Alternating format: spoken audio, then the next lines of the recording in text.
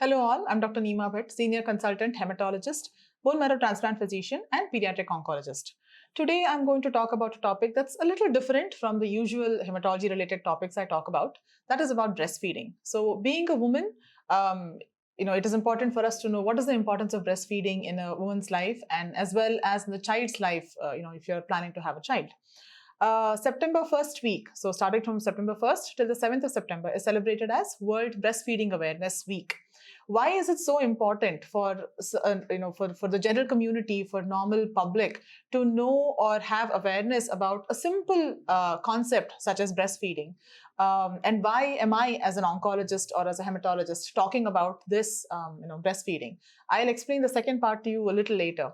So, as we all know, most of the physicians, most of the gynecologists and pediatricians have recently been advocating very strongly for breastfeeding, and they are not supporting formula feeding as much. What is the main reason? So, obviously, we know that there is a benefit for the child. For a newborn baby, there is no nutrition that is as good as breastfeeding unless there is a medical condition that prevents the mother from breastfeeding the child, or if the supply is not adequate. That's the only reason to switch to formula. But otherwise, breastfeeding is the best form of nutrition that can be given to an infant or a newborn all the way up until 6 months. Exclusive breastfeeding is strongly advocated by the medical fraternity, as well as long as can be comfortably continued by the mothers, all the way until the age of 1.5 to 2 years is what is recommended. So why is it that breastfeeding is so important for a newborn or for a child? We know that first of all, it helps improve the bonding between a newborn infant and a mother. We know that this bonding starts off when the baby is in the womb, but definitely helps in reinforcing this bond once the baby is born. Along with that, it definitely helps in development and shaping of the baby's face, the jaws, and the cheek. It helps in providing immunity. So the mother that has formed immunity, throughout her 20 or 30 years of life, having gone through certain infections, should have built up these antibodies against all these infections. Then that is passed on to the baby by the way of breastfeeding.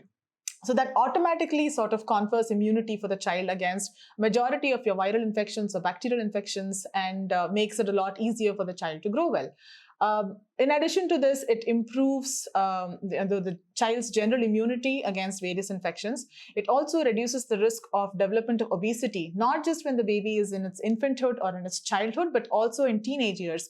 There are studies that show that breastfeeding can actually reduce the risk of obesity in children. It, as I said, helps in the growth. It prevents them from, probably going ahead to have type 2 diabetes mellitus as well as they grow older. These are all the advantages for children, which most of you probably already knew. What are the advantages to the mother? Again, as I said, it improves the bonding between the mother and the child. It helps the mother lose weight a little faster, but that only lasts for a short period of time. Along with that, as an oncologist, the reason I'm speaking about breastfeeding is, and this may not be known to most of the community, is breastfeeding reduces the risk of breast cancer, ovarian cancer, and cervical cancer. This has been proven by multiple studies, all over the world. Of course, it has been studied in specific sects of women, in different parts of the world, but also multiple studies have corroborated this finding that breastfeeding, at least until the age that the infant reaches about 6 months of age, if possible even longer, will help the woman bring down her risk of breast cancer, ovarian cancer, and cervical cancer significantly. So breastfeeding your babies will not only improve their health, but also reduces your risk of cancer. If you have any questions regarding any hematology, pediatric oncology, or bone marrow transplant, kindly feel free to reach out to me. I'm Dr. Neema, Senior Hematologist and Bone Marrow Transplant Physician. Thank you.